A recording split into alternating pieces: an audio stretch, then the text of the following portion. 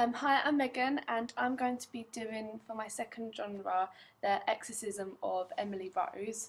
So, firstly, as you can see in this first title, in this first picture, that there's a barbed wire with a really icy white setting, and this is shown to be really quite ghost-like, and it shows that it's very ghostly and it shows abandoned. And as also you can see that there's blood on the barbed wire.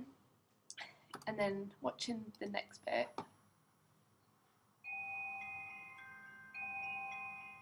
so first of all, as it comes in, there's some eerie music that gets the audience hooked, as they want to know what's going on and why it's like really eerie and everything.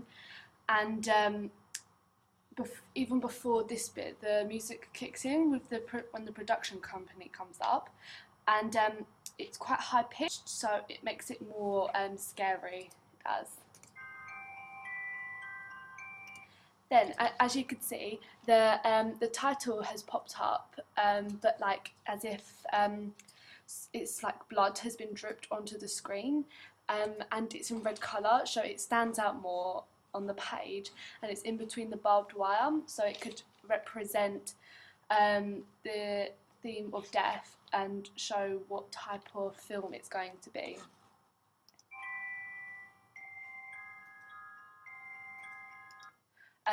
Also, as you can see, the title fades out quite slowly. It's quite slow paced, so it's really wanting the director's wanting the audience to really look at the title and see that it's kind of like seeping through, like blood does a little bit. Like if you drop it, like if you start bleeding on a white shirt, it's meant to show that sort of effect, or in snow, so it really stands out.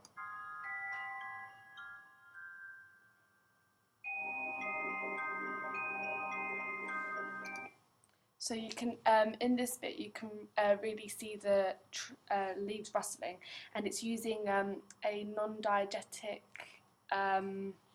music in the background, and it's the repetitive one. It keeps on going on and everything, to show how scary the film is going to be. But the fact that the director hasn't used the sound effects makes it more eerie, so it makes it more silent, as if like it can't be heard. And this mid shot of a garden is very dark, and it's used low key lighting and dark colours to represent that it's very dark, and it's bringing up tension, because the director wants the audience to get hooked, and wants them to know why it's so dark, and why these plants in the fields have been treated like this. Like it looks like they haven't been looked at for ages.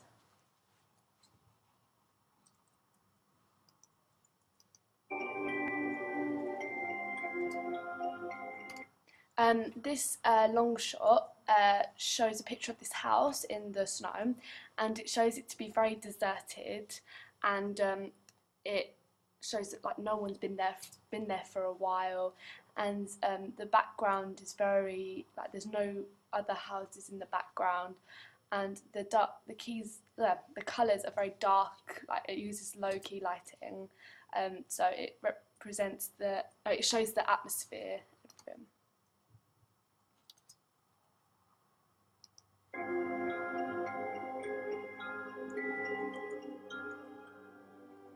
So as you can see, the picture comes through. So, and then also, next of all, as the titles come in, and they're very bold, they are, and you can see it really clearly. And it showed this first character, so this could be the sign of the main character, or someone who lives in this abandoned house.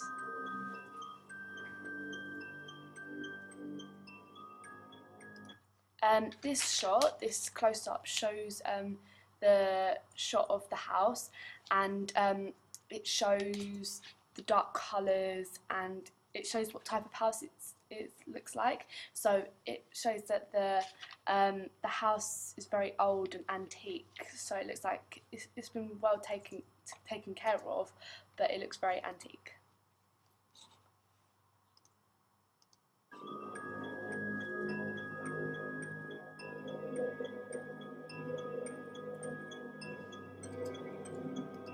This use of music here with this close-up of the main character, well, what we think is the main character, is effective, as the deep violin sounds show that something's happened, something's like occurring, and this guy seems really stressed or like confused that no one's in and wants to know what's going on.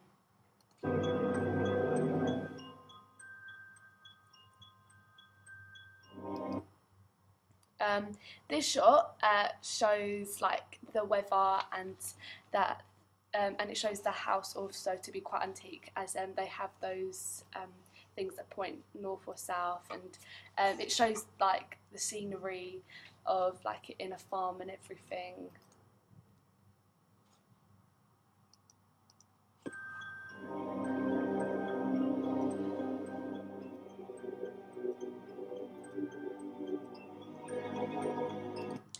This shot is really effective because as the guy turns around, a load of the characters' names come up, so it seems like it shows it to be very ghostly as he's looking around but nothing's there. So maybe the titles are meant to be like ghosts watching over this guy approaching this house, possibly.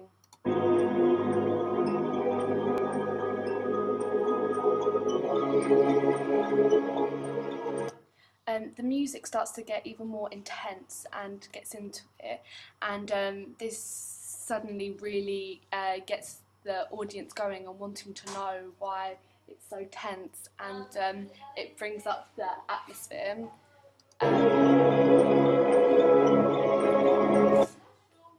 And then this shot, it was a cross-cutting between the guy looking at something but not knowing what it is, and you can see his facial expressions, and then it gets the audience confused because they don't know what this is. So it matches the characters' like feelings, everything, like what they're thinking.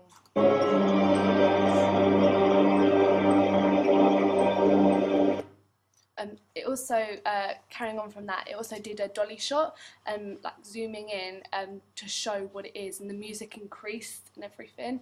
And then it did another shot with the guy looking confused, so it's matching the audience and the characters' emotions.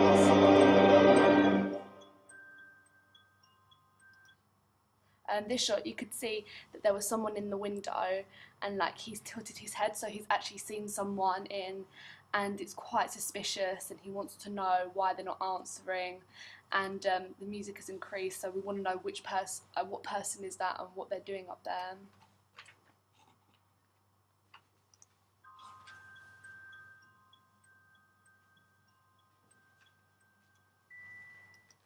And last of all, the music starts to fade out with that twinkling sound, and it starts to get quieter and everything, and then it starts to get quieter when the person from the window goes away. So then it shows that the ghost or something, or the person that they've seen has gone, and it gets the audience hooked to the screen and wants to know who this person is, who the main character is, and why this house is so deserted.